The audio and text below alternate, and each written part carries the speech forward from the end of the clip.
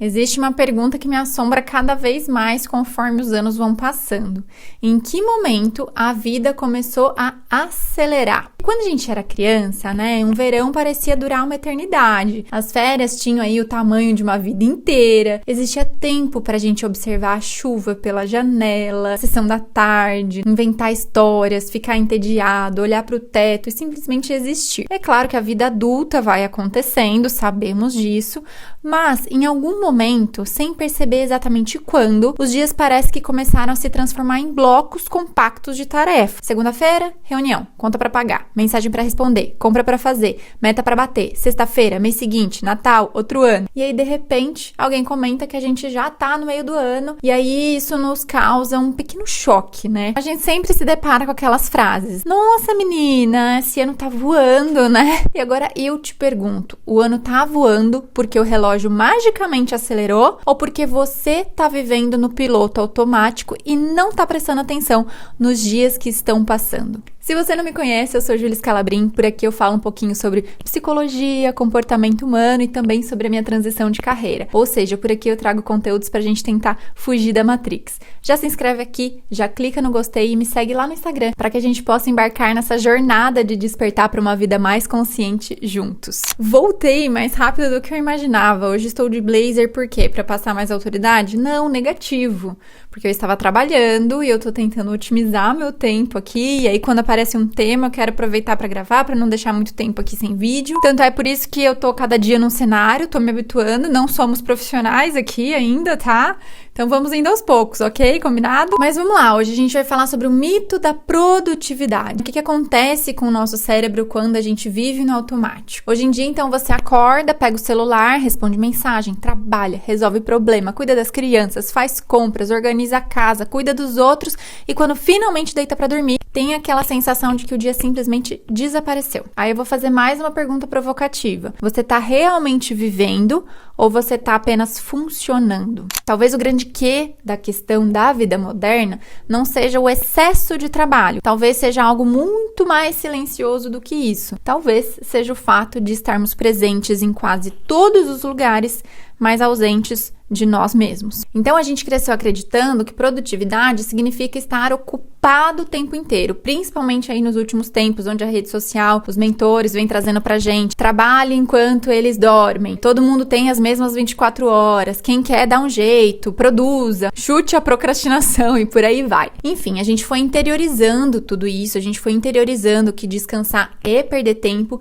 e que uma agenda cheia, lotada, é sinônimo de sucesso. Sucesso para quem, né, meus amigos? Porque existe aí uma diferença enorme entre estar ocupado e estar vivo. Por mais que a gente tenha aprendido a tratar as duas coisas como sinônimos, a gente se acostumou a medir a qualidade da nossa existência pela quantidade de compromissos que cabem na nossa agenda. E aí a gente pergunta para os amigos: como é que estão as coisas? E a resposta quase sempre vem acompanhada de uma espécie de orgulho cansado. Tô na correria, né? Tá uma loucura, sem tempo para nada. Como se esse esgotamento tivesse se tornado uma prova de valor, uma prova de competência. Como se desacelerar significasse fracassar. Só que aí vem o maior plot twist da neurociência, que eu amo, né? A neurociência mostra exatamente o contrário. Quando a gente começa a viver constantemente no automático, nosso cérebro começa a pagar um preço por isso que não é nada baixo. E aqui não é só a nossa produtividade que sofre, mas também a nossa memória, a nossa criatividade e a nossa capacidade de aproveitar a vida. Então, a gente passa horas respondendo mensagens, participando de reuniões, resolvendo urgências, correndo de um compromisso para o outro e chega no final da semana ou até do mesmo dia e a gente fica com aquela sensação de que a gente não avançou em realmente nada importante. Entra dia, sai dia, parece que a gente tá patinando, nadando contra a correnteza, correndo atrás do próprio rabo. Fique aí com o ditado popular que você preferir. Isso acontece exatamente porque o nosso cérebro não foi projetado para permanecer em um estado constante de execução. Para economizar energia, ele transforma os nossos comportamentos repetitivos em hábitos automáticos. Um estudo publicado em uma revista de neurociência, a Nature, mostrou que experiências novas e emocionalmente significativas ativam algumas regiões do nosso cérebro cérebro que são responsáveis pela formação e consolidação das memórias, especialmente aí o hipocampo. Em outras palavras, o nosso cérebro precisa de vivências intencionais e novas para ativar essa região do cérebro, que vai atuar na formação de memórias, no aprendizado e também na navegação espacial. Ou seja, quanto mais repetitivos e automáticos são os nossos dias, menos memórias marcantes o nosso cérebro registra. E é por isso que muitas vezes a gente dirige até um lugar sem lembrar do caminho que a gente fez e fica com aquela sensação de como é que eu vim parar aqui? Ou também é por isso que a gente tem essa sensação de que meses e os anos passaram voando, que a gente termina o dia tendo feito tudo e sem ter feito nada. Isso era o seu cérebro no modo automático, no modo de economia de energia. E é aqui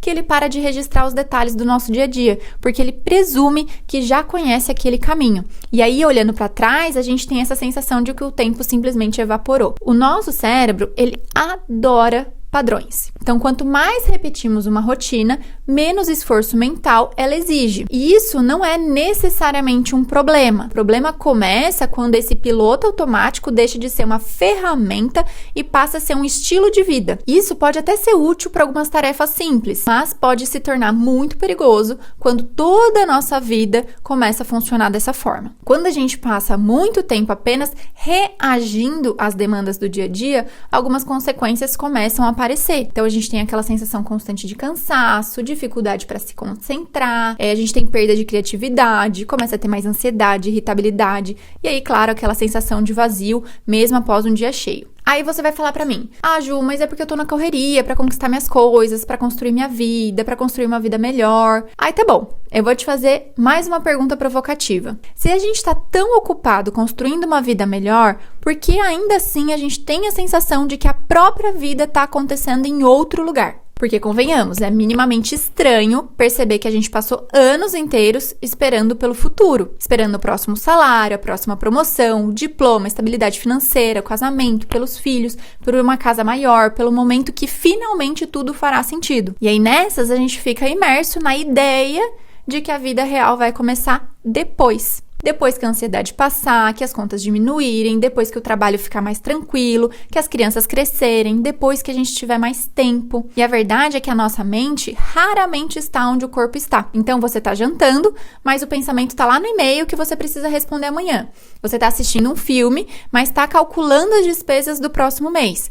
Tá conversando com a pessoa que você ama, mas você tá revisando mentalmente uma discussão que aconteceu mais cedo. O corpo ocupa um espaço e a mente ocupa outro. E é claro que existe um custo psicológico enorme em viver permanentemente dividindo esses dois mundos. E aí, para quem é pai ou mãe, eu acredito que essa sensação pode ser ainda mais intensa. A gente tá lá brincando com o nosso filho, mas pensando na louça. A gente tá ouvindo uma história, mas lembrando do e-mail também que a gente precisa responder. A gente tá presente fisicamente, mas emocionalmente distante, porque a nossa mente nunca desliga. Aí, um belo dia, você acorda, olha para aquela criança que você pariu e percebe que ela cresceu. As roupas não servem mais, os desenhos mudaram, os interesses são outros, e surge aquela sensação de que o tempo simplesmente escorreu pelos seus dedos. O maior custo dessa nomeada produtividade excessiva não é apenas o cansaço que a gente sente.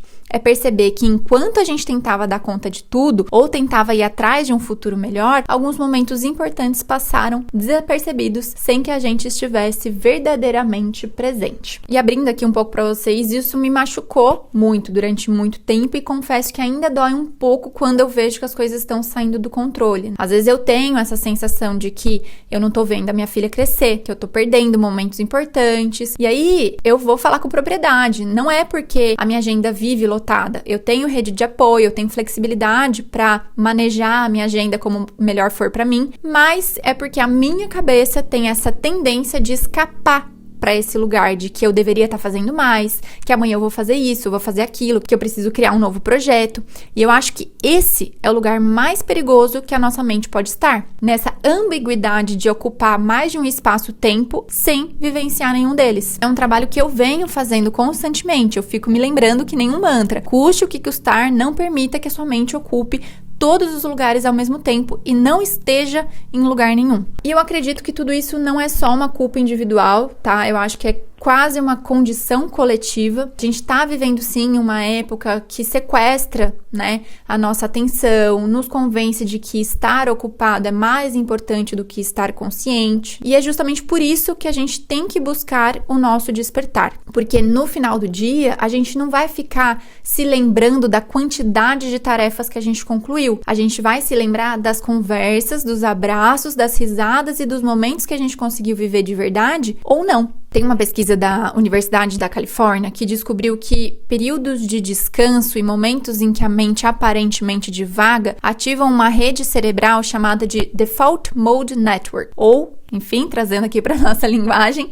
rede de modo padrão. E aí é nessa espécie de silêncio interno que o cérebro organiza memórias, processa emoções, constrói significado e conecta experiências aparentemente desconexas. Essa rede toda está associada justamente à criatividade, ao autoconhecimento, ao processamento emocional e à capacidade de refletir sobre a própria vida. Existe uma parte da gente que precisa dessas pausas, não para descansar só o corpo, mas para descansar a mente e para reencontrar a própria experiência humana. Isso significa que descansar não é simplesmente parar de produzir. Quando a gente consegue diminuir o ritmo ou dar mais espaço para o nosso cérebro, ele continua assim trabalhando nos bastidores, organizando informações, criando conexões importantes, e aí por essas e outras que você costuma ter boas ideias durante o banho. Você já reparou? Eu pelo menos tenho várias, porque é finalmente nesse momento que a gente está ouvindo alguma coisa além do ruído constante das nossas obrigações. No banho parece que você não está fazendo nada demais, mas o seu cérebro está trabalhando sem interrupções, exceto se você for mãe de uma criança pequena, aí pode ser que seu banho tenha sim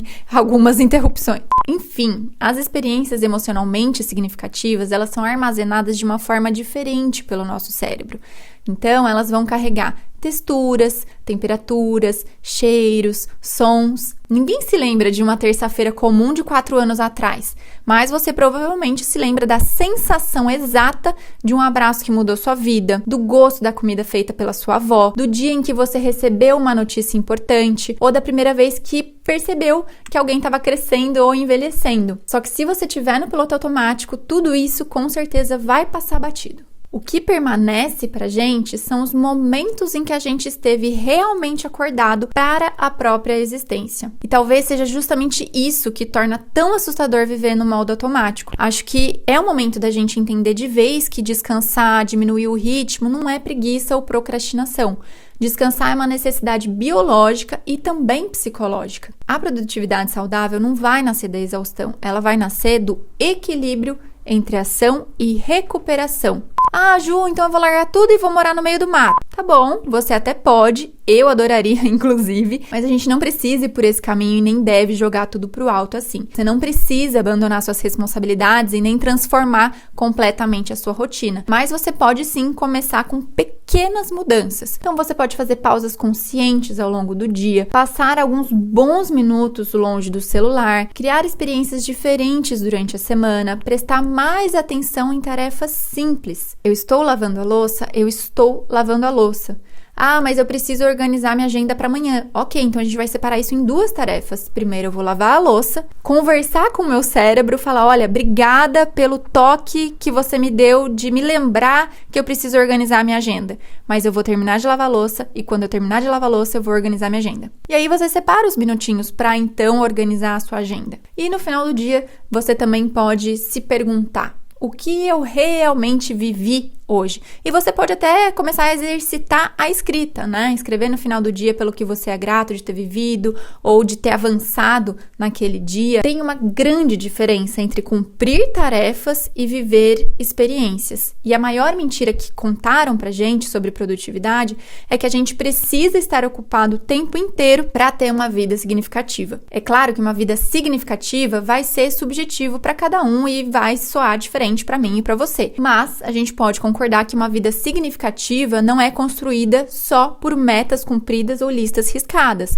Ela é construída pelos momentos que a gente consegue sentir, pelas pessoas que a gente consegue enxergar e pelas experiências que a gente escolheu viver com presença. Então eu deixo uma pergunta para você e quero que você me responda aqui nos comentários. Nos últimos meses, você tem vivido ou apenas funcionado? Se esse vídeo fez sentido para você, compartilhe com alguém que anda tão ocupado tentando sobreviver que acabou esquecendo de viver. E se você também está tentando entender seus próprios padrões para sair da Matrix de verdade, já deixa o like aqui e se inscreve no canal e me segue lá no Instagram, porque esse papo continua todo dia por lá. Nos vemos no próximo vídeo.